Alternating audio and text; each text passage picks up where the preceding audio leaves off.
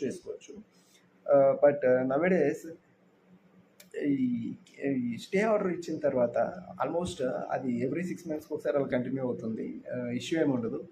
6 months వరకు కూడా mostly quash petitions ఉండవండి. ఆల్మోస్ట్ డిస్మిస్ అయిపోతాయి. ఐ మీన్ క్లోజ్ అయిపోతాయి. క్వాష్‌మెంట్ వచ్చేస్తుంది మనకి. దాంట్లో బెటర్‌గా రెమెడీ అనేది దొరుకుతది.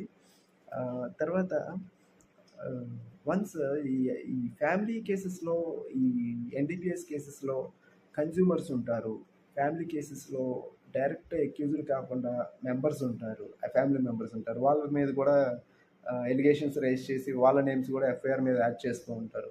సో అలాంటి వాళ్ళని వన్స్ మీరు క్వాష్ పిటిషన్ కనుక ఫైల్ చేసుకుంటే వాళ్ళ వరకు అయినా మీరు direct person first accuse number 1 కాకుండా రెస్ట్ ఆఫ్ ది ఎవరెవరైతే అడిషనల్గా యాడ్ చేయబడ్డారో వాళ్ళకన్నా కూడా డిస్పెన్స్ విత్ పిటిషన్ ఉంటుంది. డిస్పెన్స్ విత్ ఆర్డర్ ఇస్తారు.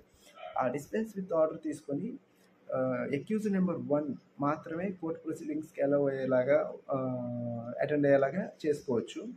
The first remedy is quashing the FIR. Preliminary స్టేజ్లోనే ఎఫ్ఐఆర్ని క్వాష్ చేయించుకోవడం. ఇది అవ్వదు, టైం పడుతుంది, ఇంకా మెరిట్స్ చూడాలి అనుకునే టైంలో ఇమీడియట్గా మనం దీంట్లో స్టే పిటిషన్ వేసుకుని స్టే తెచ్చుకుంటాం లోయర్ కోర్టులో ప్రొసీడింగ్స్ జరగకుండా. అండ్ లేటర్ ఇది కూడా టైం పడుతుంది అనుకున్నప్పుడు డిస్పెన్స్ విత్ అన్న వస్తుందండి. ఖచ్చితంగా మీరు యాంటిసిపేటరీ బెయిల్కి వెళ్తే మీకు 1 వీక్ టు 10 days కొన్నిసార్లు సిచ్యువేషన్స్ డిలే అవుతాయి.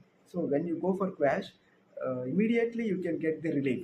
The speedy remedy, if you want to go for against the FIR lodged and foisted by the police against you, you can go for the better remedy is quash petition. In High Court, you can file the quash petition under section 482 CRPC, and in the meanwhile, article number 226 of Indian Constitution. మీకు better remedy కావాలి, speedy remedy కావాలి అనుకున్నప్పుడు better you have to go for quash